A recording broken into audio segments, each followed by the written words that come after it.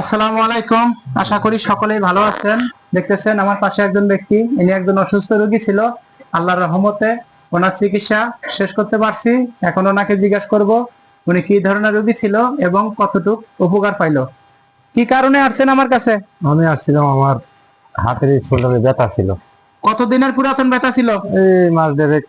সমস্যার সমাধান হয়েছে? এখন আল্লাহর রহমতে আমি মোটামুটি সুস্থ। আল্লাহর রহমতে সুস্থ? হ্যাঁ, আল্লাহ রহমত করছে, ইনশাল্লাহ। আপনি এখন সুস্থ? ইনশাল্লাহ উপকার পাওয়া খুশি? খুশি, ইনশাল্লাহ। আপনার নাম কি? আমার নাম দুলাল মিয়া। আপনার গ্রাম? চন্দনপাট, থানা, জেলা? থানা আদিতমারি, জেলা লালমনিরহাট। আল্লাহ আল্লাহ তোমার তোমার দরবারে দরবারে লাখ লাখ লাখ লাখ কোটি কোটি কোটি কোটি শুকরিয়া। শুকরিয়া। আলহামদুলিল্লাহ। আলহামদুলিল্লাহ। আপনি ভালো থাকেন, সুস্থ থাকেন। আল্লাহ হাফেজ। ইনশাআল্লাহ।